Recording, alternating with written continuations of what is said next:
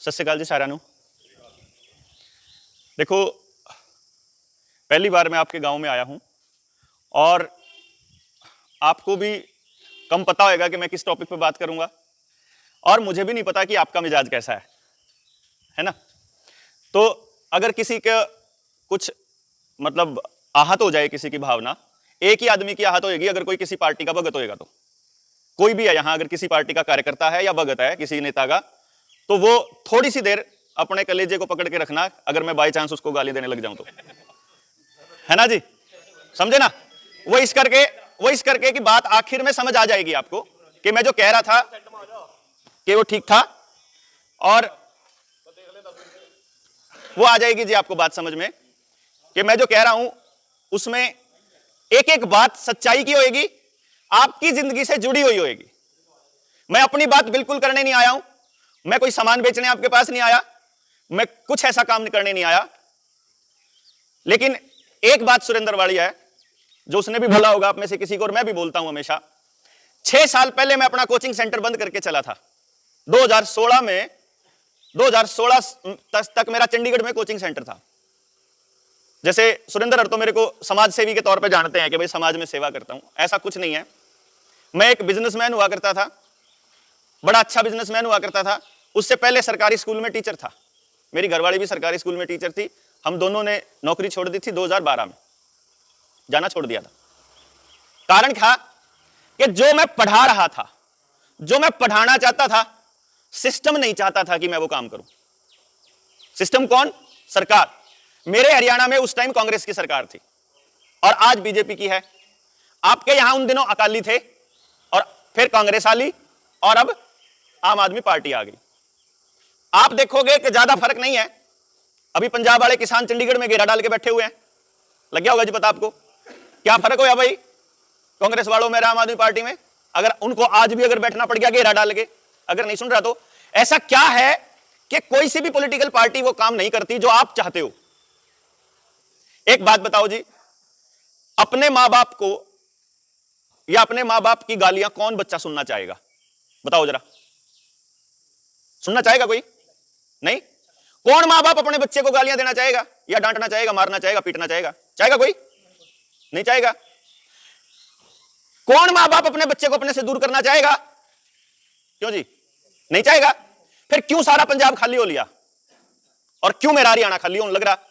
आपको देख देख के, बड़े भाई को देख देख के मेरा हरियाणा भी शुरू हो लिया।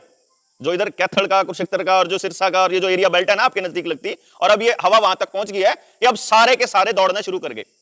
रोहतक, सोनीपत, झज्जर और उधर का एरिया ले लो आप, फरीदाबाद का, पलवल का, वो तो बना दिया इंडस्ट्री हब। उनकी तो जमीनें बिक गई, उन्होंने तो पिस्टल ले ली, बड़ी बड़ी गाड़ियां ले ली, बड़ी बड़ी गाड़ियों में घूमते हैं रोज, शाम को रोज दारू पार्टी करते हैं उधर वाले तो जो नौजवान है। और हमारे वाले इधर वाले या तो नशा करते हैं या फिर आइल्स की तैयारी करते हैं कि अपन ने बाहर जाना। क्यों जी? जब हम चाहते नहीं हमारे बच्चों का नुकसान हो, बच्चे नहीं चाहते कि मां बाप से दूर हों, फिर क्यों जा रहे हैं? यह बहुत समझने की बात है।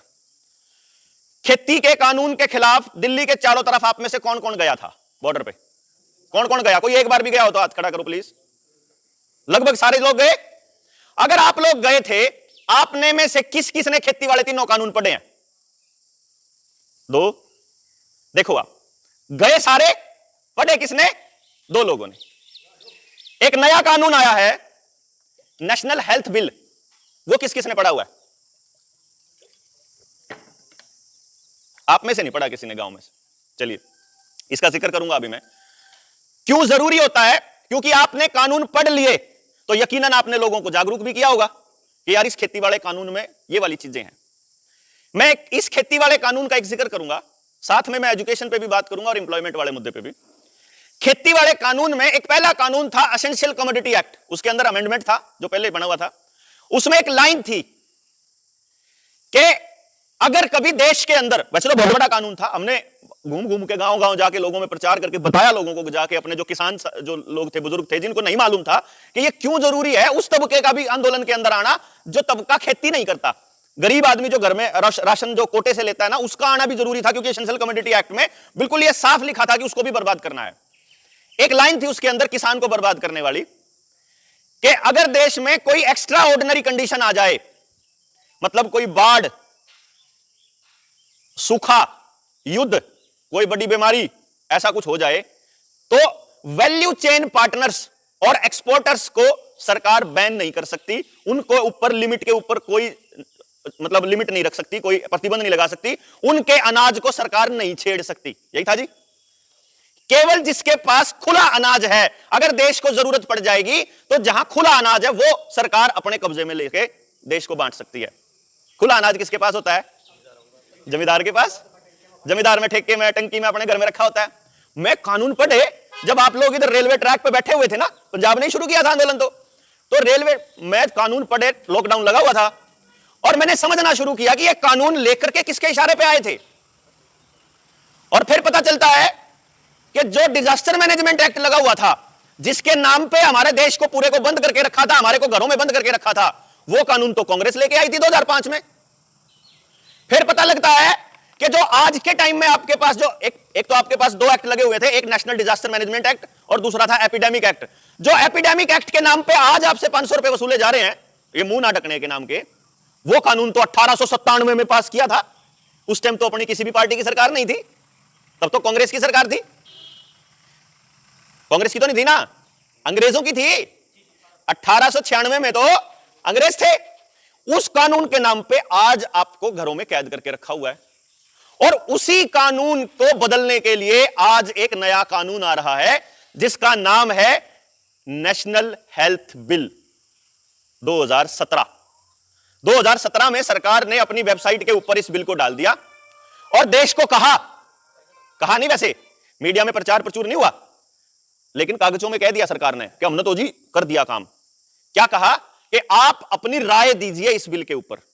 और आप तो कह रहे हो आपको पता ही नहीं ऐसा कोई कानून है। उस कानून में भी यही लाइन लिखी हुई है, अगर सरकार को यह शक हो जाए कि आपके घर में रखी हुई कोई चीज उसके ऊपर वायरस है, तो सरकार आपकी मर्जी के बिना, कोर्ट से बिना सम्मन लाए, बिना कोई नोटिस दिए, बिना कोई मुकदमा किए आपके घर में घुस सकती है, आपके घर से उस सामान को उठा के ले जा सकती है, उस सामान को नष्ट कर सकती है, जला सकती है। और अगर वो कोई जानवर है या कोई पेट है या कोई आपका घर में पालतू डंगर है, चाहे कोई भी हो, गाय हो, भैंस हो, चाहे कुछ भी हो, उसको वो मार सकती है। ये लिखा हुआ है उसमें। अगर आपके घर में सरकार को यह लगता है कि आपके कपड़ों में वायरस है, वो उनमें आग लगा सकती है। आपके बेड में, आपके घर में वायरस है, घर को पूरे को जला सकती है। अगर आपकी खड़ी हुई फसल में वायरस होने का अंदेजा है तो खड़ी फसल को आग लगा सकती है। यह उस कानून में लिखा हुआ है।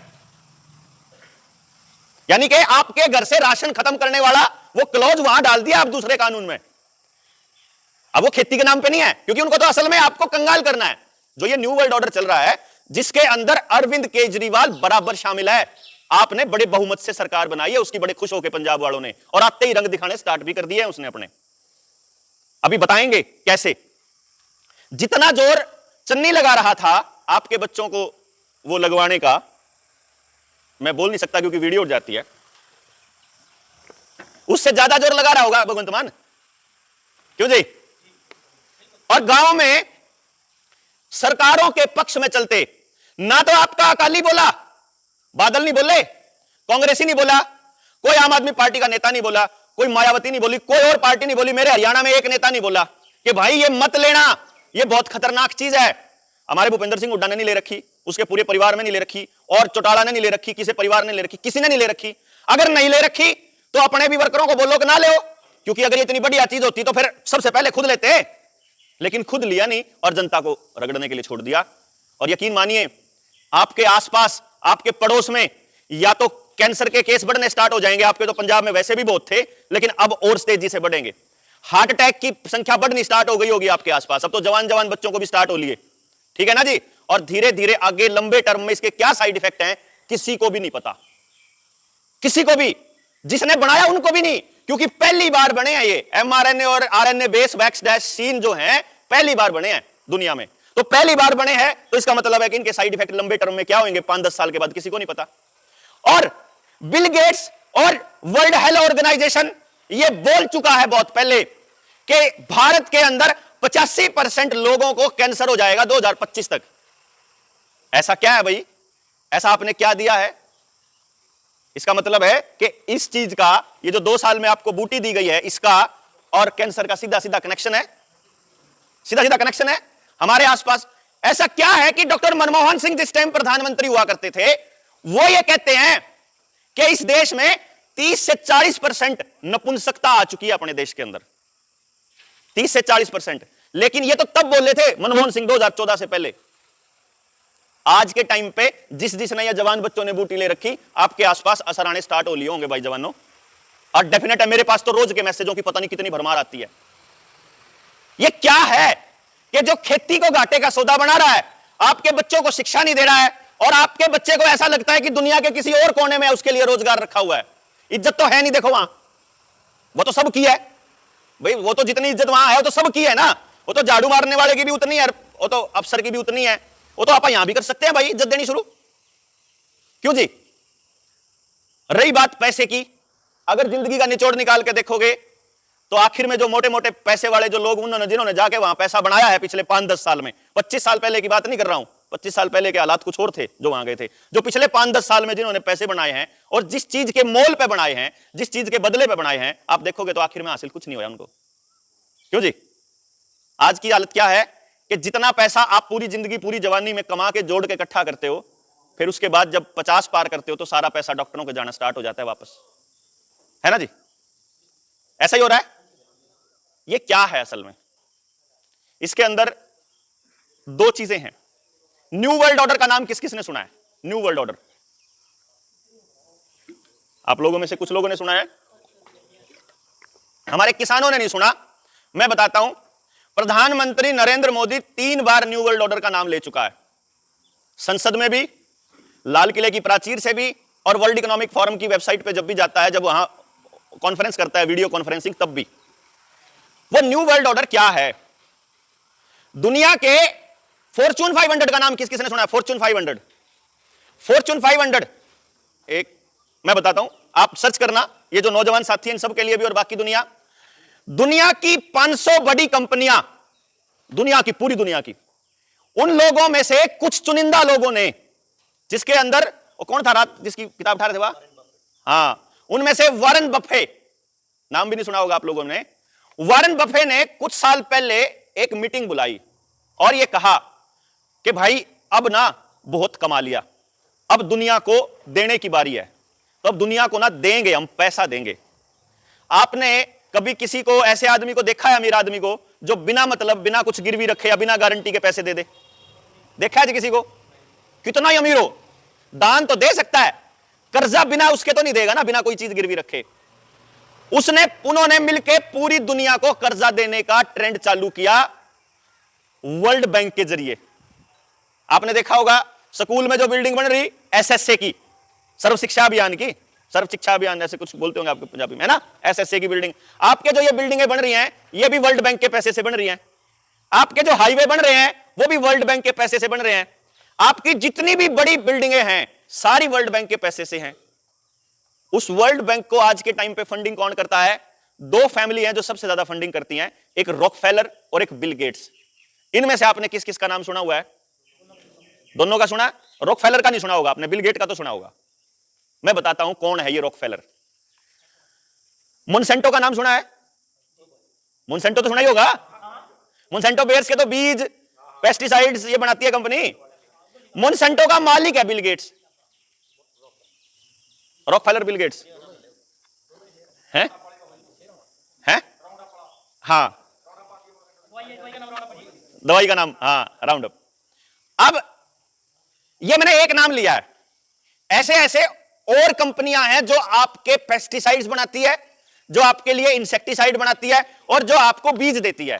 वो सारी की सारी कंपनियों के जो मालिक हैं, कहीं बैक एंड पे, कहीं पीछे से आपको उसके कनेक्शन तार मिलेंगे रॉकफेलर फाउंडेशन से। याद रखना, ये बहुत जरूरी है आपके लिए। क्या नाम बोला? रॉकफेलर, रोक दे फैल हो गया, रॉकफेलर। ये रॉकफेलर फाउंडेशन, पीछे जाओगे थोड़ा सा और, 1970 के बाद अपने देश में 1971 में एक भ्रमित क्रांति शुरू हुई थी, हरित क्रांति बोलते हैं उसको। जहां जहां हरित क्रांति में सबसे ज्यादा पैदावार दी, आज हरियाणा और पंजाब में वहीं कैंसर सबसे ज्यादा है। कनेक्शन देखना आप। और वो हरित क्रांति ने, जब देश के अंदर हरित क्रांति आई तो सरकारों ने बीज फ्री में दिए थे और खाद के ऊपर और पेस्टिसाइड के ऊपर सब्सिडी देनी शुरू करी थी, है ना। और जो वो अनाज आप बोया करते थे उसकी कीमत ज्यादा मिला करती, देसी अनाज से ज्यादा कीमत उसकी मिला करती।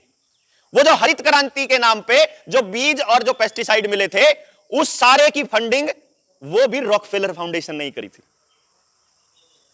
समझ गए? जो दुनिया में तेल के कारखाने हैं, वो तेल के कारखाने सबसे ज्यादा रॉकफेलर फाउंडेशन के नाम पे हैं। कच्चे तेल को साफ करने के बाद जो केमिकल बचता है उससे पेस्टिसाइड बनते हैं, इंसेक्टिसाइड बनते हैं, उससे ये केमिकल बनते हैं, उसका माफिया भी रॉकफेलर है। और कमाल की बात यह है कि जितना भी आप लोग वो पेस्टिसाइड खा के बीमार होते हो, जितना भी आपके शरीर को नुकसान होता है, आपके गांव में ये अस्पताल बना हुआ है। मुझे आप बताओ, मेरे ख्याल आप काफी बुजुर्ग लग रहे हैं, 40 साल पहले, आज से 40 साल पहले आपके गांव में अस्पताल था क्या? नहीं था। डॉक्टर था? कोई देसी होगा अगर गांव में तो बेच सकते हैं। देसी था। सोचिए, आया कोई नहीं था। सोचो आप, अगर 40 साल पहले आपके गांव में अस्पताल नहीं था और कोई डॉक्टर नहीं था, तो इसका मतलब है 40 साल पहले आपके गांव में बीमारी भी नहीं थी। अगर बीमारी थी, अगर कोई चोट फेंट लग गई, मान लो आपको कोई चोट लग गई, बुखार हो गया या कोई और बीमारी हो गई, तो आप पक्का आपकी मां के पास, आपकी दादी के पास उस बीमारी का इलाज रसोई में ही मिलेगा, या आपके खेत में मिलेगा, या रास्ते चलते कोई झाड़ में मिलेगा। यही था ना। अब यह बात अपने को मालूम, अगर हमारे को उस टाइम पता थी 40 साल पहले, तो इसका मतलब दुनिया में जो बड़ी ताकतें हैं पैसे वाली, उनको भी पता था। क्यों जी? उन लोगों ने सोचा कि इनके पास जुड़ से ये पौधे हैं जिससे ये बच लेते हैं, जिससे ये अपनी बीमारियां ठीक कर लेते हैं। पहले तो इन पौधों को बैन कराओ या फिर इनको यहां से उखड़वाओ या इनके खेत में से कटवाओ। वो कटने स्टार्ट हुए और धीरे धीरे आपके गांव में हरित क्रांति के नाम पे फिर जो आपने फिर खरपतवार को दवाई दे दे के जब मारना शुरू किया, उसके बाद इस देश के अंदर cancer, blood pressure, heart attack जैसी बीमारियां होनी शुरू हो गई, शुगर। क्यों जी? और जब आपने रॉकफेलर फाउंडेशन के दिए हुए सामान को लेना शुरू किया, खाना शुरू किया, उन केमिकल्स को, उससे जो बीमारी हुई, उन बीमारियों का इलाज करने के लिए जो दवाइयां आपने खानी शुरू करी, उस ड्रग्स का माफिया भी रॉकफेलर। ये जितनी बड़ी बड़ी कंपनियां हैं, चाहे सिप्ला हो, मैनकाइंड हो, रैनबैक्सी हो, सबके अंदर उस रॉकफेलर फाउंडेशन का पैसा लगा हुआ है। कहने का मतलब है कि बीज बोने से लेके और बीमार होने के इलाज होने तक आप पैसा किसको दे रहे हो? उस फाउंडेशन को। नंबर 2, फिर सोचा कि ये लोग अपना बीज खुद उगा लेते हैं, तो उन्होंने क्या किया, धीरे धीरे आपके देसी बीजों को अपने कब्जे में करना स्टार्ट करा और पूरी दुनिया के अंदर एक पेटेंट वाला कानून ला करके उनके ऊपर पेटेंट लेने शुरू कर दिया कि ये तो हमारे हैं। आज मुझे एक बात बता दो, हालांकि ये बात जो है सुनील की बात है, खेती पे जब बात करेगा सुनील तब आपको बताएगा, लेकिन एक सिंपल सी बात बता दो, क्या आपके गांव में एक भी बीज ऐसा बचा हुआ है जो बांझ ना हो? सारा का सारा बीज बाजार से आता है कि अपना खुद का बनाते हो? सारा का सारा बाजार से आता है। सारा का सारा मतलब समझते हो? अगर वो लोग आपको बीज में बीमारी देंगे तो बीमारी आएगी, अगर वो लोग बीज बांझ दे देंगे तो आपके खेत में फसल नहीं होगी। आज आप अपने ऊपर निर्भर नहीं हो। वो जो अनाज की बात जो खेती वाले कानून में लिखी हुई है कि आपका अनाज जो सा थोड़ा बहुत बचेगा, सरकार जब चाहे या वो रॉकफेलर फाउंडेशन जब चाहे पूरे गांव को भूखा मार सकती है। नहीं मार सकती जी। आपकी रोटी जिसके काबू में है आप उसी के काबू में हो। क्यों जी? आपका बच्चा अगर विदेश गया हुआ है और वो उस आप कहो कि बेटा तेरे मामे के लड़के की, तेरी बुआ के लड़के की शादी है और तेरे को आना पड़ेगा, और वो 1 मिनट में बोल दे कि बापू छुट्टी नहीं दे रहा मेरा अफसर या छुट्टी नहीं दे रहा मेरा मालिक, क्योंकि रोटी उसके हाथ में। अगला चाहेगा तो आने देगा, अगले की दया पर निर्भर है, अगला चाहेगा तो नहीं। यानी कि अगर आपकी रोटी उसके हाथ में आ जाए तो आप बंदर की तरह नाचोगे, जैसे मदारी के आगे बंदर नाचता है ना, ऐसे नाचोगे। यही खेल होने वाला है, क्योंकि जिस दूसरे आदमी का मैंने नाम लिया था, बिल गेट्स, उस बिल गेट्स ने सारी दुनिया के 3.5 लाख बीज, यानी जितने पेड़ पौधे और आपकी फसल जितने हैं, सारे के सारे बीज पेटेंट करा के नॉर्वे के अंदर अंटार्कटिक उस महाद्वीप के ऊपर बर्फ में -50 डिग्री सेल्सियस टेंपरेचर में एक गोदाम बना रखा है जिसका नाम है स्वालबार्ड ग्लोबल सीड वॉल्ट। नाम सर्च कर लेना, ना मैं लिख के मैसेज भी भेज दूंगा। स्वालबार्ड सीड वॉल्ट, उसके अंदर पूरी दुनिया के बीज काबू कर रखे हैं कि जब इंसानियत खत्म हो जाएगी ना धरती पे से, तब दोबारा हम उगाएंगे इनको। और इंसानियत खत्म बताते हैं जी, बताते हैं। वैसे आपके सारे सवाल आखिर में जवाब देता, लेकिन आपने पूछ लिया है, आखिर में पूछना आप लोग, आपका जवाब मिलता जाएगा धीरे धीरे आपको। लेकिन आपकी इस बात का जवाब दे देता हूं कि उसको मिलेगा क्या इससे।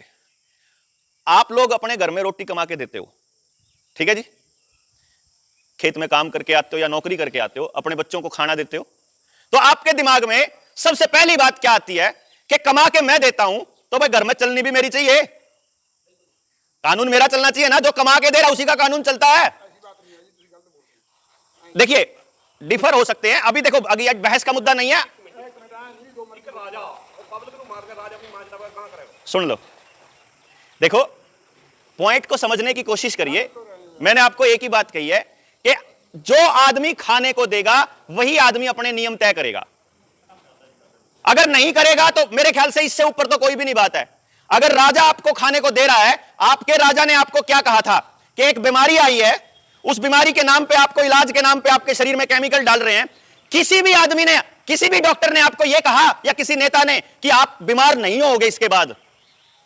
क्यों जी? कहा किसी ने? क्या कहा? राशन नहीं मिलेगा, नौकरी पे नहीं जा पाओगे, बस में नहीं चढ़ पाओगे, मॉल में नहीं जा पाओगे, सचिवालय में नहीं जा पाओगे, कोई सरकारी काम नहीं होएगा, आपके बच्चे पढ़ नहीं पाएंगे, वो नौकरी के लिए फार्म नहीं भर पाएंगे, विदेश के जहाज की टिकट नहीं मिलेगी, एयरपोर्ट में नहीं घुसने देंगे, रेल में नहीं बैठने, यही तो क्या होगा? यानी आपकी जिंदगी के आपके पेट के साथ जोड़ा होगा उन्होंने, आपके ऊपर राज करा। और क्योंकि इसका नाम है एजेंडा 21, वो ये कहते हैं कि 80% जनसंख्या इस दुनिया के अंदर खामखा खाती है, करती करती कुछ नहीं है, उनको जीने का हक नहीं है, ऐसा बोलते हैं वो लोग जिनका नाम मैंने लिया है। और वो ये कहते हैं कि 80% पॉपुलेशन को तो यहां से निकल ही जाना चाहिए क्योंकि धरती गर्म होने लग रही है बहुत ज्यादा। आपने थोड़े दिन पहले की खबर नहीं सुनी? आपको देखो 100% कभी भी कोई जाति विनाश नहीं होता, इस बात को समझिए पॉइंट को। मैं आपको वायरस के ऊपर पूरी डिटेल में दूंगा आपको, अगर आप वायरस के पक्ष के आदमी हैं, आपको वायरस के पक्ष में पूरी की पूरी डिटेल दूंगा। सिर्फ बात यह है कि एक बात बता दो, दूसरी लहर, पहली लहर में तो कोई खतरा नहीं होया, क्यों जी? पहली लहर में आप घर के अंदर कैद किए, आपको टेलीविजन पे इन्होंने अपना मिसाल दिखाया, उसके बाद क्या हुआ पता लगा, डेटा कुछ और ही आया। जितने आदमी 2018 में मरे थे देश में, जितने 2019 में मरे थे, 2020 में उससे कम लोग मरे। रिसर्च कर सके, इन्हें सोचा, अब हाँ इन्हें सोचा कि यार ये तो कम लोग मर गए तो पंगा हो गया। इन्होंने ऐसी कुछ दवाइयां दी जिनका हमारी किडनी के ऊपर डायरेक्ट असर होता है। आप ध्यान करो दूसरे वायरस की कहानी, दूसरी जब लहर आई थी, दूसरी लहर में आप लोग अस्पताल में जाने से क्यों डरते थे? पहली बार होया है जब बड़े अस्पताल में और सरकारी अस्पताल में जाने से लोग डरे थे पूरे देश में। पहली बार जो घर में रहा और जिसने अपने पड़ोस के अपने जानकार डॉक्टर पे इलाज कराया उसका कुछ नहीं होया, जो बड़े डॉक्टर के पास गए उनको लपेट के दिया, और ऐसे लपेट के दिया कि ठीक ठाक आदमी था रात को और अगले दिन पकड़ा दी उसकी बॉडी। मैं वही कह रहा हूं ना, इसका मतलब अस्पताल में क्या था मैं बताता हूं जी, मैं वही कह रहा हूं। 27 अप्रैल को सारे के सारे वहीं गए, मैं बताने लग रहा हूं, वायरस का खेल समझ में आएगा आपको। आज के टाइम पे 27 अप्रैल को 2020 की 27 अप्रैल 21 की याद हो आपको? अगर हम लोग वहां बैठे थे, बॉर्डरों पर बैठे थे, और बॉर्डरों पर बैठे बैठे पश्चिमी बंगाल के चुनाव चले हुए थे। बंगाल के चुनाव खत्म होने से पहले आईसीएमआर का प्रोटोकॉल आया था हर अस्पताल को, आयुर्वेद से इलाज नहीं कर सकते, होम्योपैथी से इलाज नहीं कर सकते। कोई आरएमपी बैठा और कोई होम्योपैथी वाला आयुर्वेद वाला डॉक्टर होना जानकार पूछ लेना कि किसी इस बीमारी का इलाज होम्योपैथी से आयुर्वेद से नहीं कर सकते, आपको इलाज ये दवाइयां देके करना पड़ेगा। और वो दवाइयां लहर के बाद बंद कर दी आईसीएमआर ने कि इससे कोई फायदा नहीं होता। और कमाल की बात यह है कि डॉक्टर, मेरे एक डॉक्टर दोस्त है, मैं नाम नहीं लेता क्योंकि लाइव चल रहा है, चंडीगढ़ के अंदर जोनल हेड थे वो पीजीआई के, उन्होंने मुझे एक बात कही थी कि भाई देवेंद्र बलारा, जो तू बोल रहा है ना 100 का 100 सच है, मैं हेड था, मैंने देखा है। मेरे को अचरज इस बात का नहीं है कि अस्पताल में गए उन लोगों को साथ क्या हुआ, मैंने तो अचरज इस बात का है कि वो बचे क्यों कर, जो बच गए, क्योंकि जो दवाइयां थी वो बचने वाली थी ही नहीं। और जो बच गए ना, जो अस्पताल से बच के आए हैं, आज आपके सर्कल में बैठे होंगे 90% की बात कह रहा हूं, 90 के 90% या तो किडनी पेशेंट है या शुगर पेशेंट है, ना हो तो बता दो। जो भी आया बच के, अगर कोई बच के आया तो इसका मतलब ये पूरा खेल चल रहा था। और अगर आज कोई ये कहता हो कि कुछ लगवाने से आप बच जाओगे, तो मेरे ख्याल से ये आपको वहम है। अगर अब तो खुल ही गया होगा, थोड़े दिन पहले तक नहीं समझ में आया था, सरकार का तंत्र ज्यादा था, उसका प्रचार ज्यादा था, अब तो समझ में आ गया ना। कि परमानेंट बीमार। आईसीएमआर का डायरेक्टर जनरल, मेरे मोबाइल के अंदर उसका बयान लिखा हुआ है, अखबार में टाइम्स ऑफ इंडिया की रिपोर्ट थी कि जो ये आपको लग रहे हैं ना, ये कोई इंफेक्शन से नहीं बचाते, ये तो केवल डिजीज मॉडिफाइंग है। यानी कि अगर आपको पहले कोई बीमारी हुई है ना जिंदगी में, ताप, बुखार, खांसी, जुकाम, तो अब आपको एक नई बीमारी लगने वाली है। ये क्या है? ये बयान दिया उसने। ये बयान भी दिया उसने कि हम आपके शरीरों के अंदर नैनो पार्टिकल डाल रहे हैं, और नैनो पार्टिकल्स आपके शरीर में जाएंगे तो ईएमएफ कितना बढ़ रहा है, क्या आपने चेक किया है? ईएमएफ होता है वो जो रेडिएशन का लेवल। 2010 में अपने देश के अंदर ईएमएफ के ऊपर रिसर्च हुई थी कि 2G से कितना रिएक्शन होता है, शरीर पे क्या नुकसान है। वही तब उस टाइम पे कि भाई ये जो वायरलेस जो टेक्नोलॉजी है ना, जो मोबाइल फोन वाली टेक्नोलॉजी है, इससे हमारे शरीर पे, कानों पे, सिर पे बहुत ज्यादा नेगेटिव असर पड़ता है, दिमाग पे। तो वो ये कहते हैं कि आपने इसके ऊपर रिसर्च करी। 2010 में एक रिसर्च आई थी, 2010 के बाद 12 साल में कोई रिसर्च नहीं आई। पता लगा आपको? आज आपके पास 3G आ लिया, 4G आ लिया, 5G आ लिया, कोई रिसर्च आई क्या? कोई रिसर्च किए बिना टावर लगा रहे हैं घर घर के अंदर, बिना किसी रेडिएशन लेवल को चेक किए। अगर होना रेडिएशन लेवल का, अगर एक मीटर आता है 3-4 हजार का आता है, एक बार चेक करवा देना कि जिसके घर में वो टावर लगे हुए वहां क्या रेंज है, और दूर जाओगे उस टावर से तो क्या रेंज है, यानी उस कितना खतरनाक लेवल पे इस टाइम रेडिएशन है। अब एक बात के ऊपर गौर करो, आज से 30-40 साल पहले क्या गांव में कोई शब्द था बेरोजगारी? बताओ जी, था कोई शब्द बेरोजगारी? नहीं था। हमारे जो बुजुर्ग कह लो या हमारी जो व्यवस्था कह लो, सामाजिक व्यवस्था, उस सामाजिक व्यवस्था के अंदर बड़ा साफ साफ दिया हुआ था, हर किसी के लिए काम दिया हुआ था। अगर आपके गांव में कोई कुम्हार है तो दिवाली पे उससे इतना सामान खरीदना ही खरीदना है। मेंशन था ना कि भाई इसका इतना काम तो करना ही करना है ताकि उसकी रोजी रोटी चलती रहे। जमींदार एक आदमी के इतने थे कि उसके पशुओं के लिए अगर उसको घास चाहिए तो वो जमींदारों के खेतों में जाए कि एक दिन का नंबर आए तो 2 महीने में एक का नंबर पड़ता था। ऐसे होता था जी। सारा परिवार काम करता था मिलके, बीमार नहीं था कोई भी, और पेट सबका पलता था। ऐसा नहीं है कि जो आज आपको बताया जा रहा है, ये बातें आपसे पहले वाली जनरेशन को नहीं बताया, आपसे पहले वाली पीढ़ी को भी बताया गया था कि बहुत जनरेशन हो गई है। 1970 में जो इमरजेंसी आई थी, उस टाइम पे आपकी नसबंदी करी गई थी। वो कह रहे थे, क्या क्या कह के करी थी नसबंदी? कि देश की जनसंख्या ज्यादा हो गई है। ये क्या क्या करी गई थी? उससे तो दुगनी से भी ज्यादा होली। आप तो अब भी पढ़ रहे, पूरी दुनिया की जनसंख्या 750 करोड़ है इस टाइम, पूरी दुनिया की, जिसमें से 150 करोड़ अपनी भारत की है, 750 करोड़ बाकी पूरी टोटल दुनिया की है। और इस धरती के ऊपर हमारी मिट्टी अपने को सब कुछ दे सकती है, तो फिर हम क्यों किसी के आगे हाथ जोड़ें? तो ये काम, बस एक बात का ध्यान रखना मेरी बात, कि ये काम करेगा गांव का आदमी। आपका गांव है, आपका गांव बर्बाद हो रहा है, आपके बच्चे बर्बाद हो रहे हैं, इसको ठीक आपको ही करना पड़ेगा। जो एक पुरानी कहावत है ना हमारे बुजुर्गों की, हरियाणा और पंजाब तो एक ही था ना, पंजाब पहले तो एक ही कल्चर है अपना। अपनी कल्चर क्या कहती है कि बच्चे तो सबके साजले होते हैं, है ना, बेटियां सबकी साजली होती हैं, बच्चे सबके साजले होते हैं। कहने का मतलब क्या है कि उन बच्चों के लिए सारे के सारे समाज को मिलकर काम करना पड़ेगा, इसके अलावा बात नहीं बनेगी। तो आप लोग सुरेंद्र से बात कर लेना, नौजवान बच्चे जितने बैठे हैं गांव के, आप अपने अपने, अगर पास वाले गांव में से भी कोई आया हो बच्चा, तो अपने अपने गांव के अंदर एक ही दिन में हम 3 गांव में निपटा सकते हैं। आप गांव की एक मीटिंग कर लें, जिसमें मतलब गली वाइज 2-4 लोग तो हों कम से कम, अच्छे खासे लोग बैठे, चर्चा करें इसके ऊपर, एजुकेशन वाले मुद्दे पर। और वो जो आपने कहा है कि अब कोई नहीं लगवाएगा, इससे मेरे को बड़ी तसल्ली हुई। अपना गांव में प्रचार भी कर देना कि अब कोई लगवाए ना, कोई भी लगाने आए, घर घर दस्तक में भी आए तो सीधा, अगर कोई स्कूल में बच्चे को लगाने को बोले तो सीधा मास्टर को बोलना है। जैसे हमने वहां सीधा कहना शुरू कर दिया, किसी मास्टर ने हमारे बच्चे को लगा दिया तो मुंह तोड़ देंगे, सीधा ऐसा ही। मास्टर की इज्जत गई भाड़ में। जो मास्टर राक्षस बन के हमारे बच्चों का दुश्मन बना हुआ है, ऐसे मास्टर को मास्टर कहने का हक थोड़ी है। हमारे बच्चों की जिंदगी बर्बाद करने का हक उसको किसने दिया? ये हमने चालू कर दिया था वहां। तो हरियाणा में तो कोई किसी को नहीं लगा रहा है। अब आप लोगों को एक काम करना है बस, कि आप लोग अपने गांव में जो बाकी छोटे बच्चों के ऊपर जो आया है आफत, इससे बचाओ एक तो, और दूसरा अपनी फसलों को और अपनी नस्लों को बचाने की इस लड़ाई को थोड़ा सा तेज करना पड़ेगा। इसके अंदर खुद से काम करना पड़ेगा। हमारे जैसे लोगों का एक ही मकसद है कि आपके गांव में 1-1, 2-2 सुनील जैसे, देवेंद्र जैसे, सुशील जैसे लोग तैयार करके, ताकि आप अपने अपने गांव को बचा लो। कोई नहीं आएगा बाहर का आदमी बचाने, हम सिर्फ कहने तो आ सकते हैं, बचाने नहीं आ सकते। तो मैं अगली मीटिंग के लिए बहुत सारी बातें रख लेता हूं अपने पास, वो आगे मैं उम्मीद करूंगा कि आप फिर इकट्ठे होंगे और फिर अपनी नस्लों की बचाने की, फसलों की ऊपर यो बात करेगा, नस्ल आप करेंगे और फसल नस्ल को मिलकर बचाएंगे। तब आपने इतने ध्यान से सुना, बहुत बहुत धन्यवाद, नमस्ते। जो भी साथी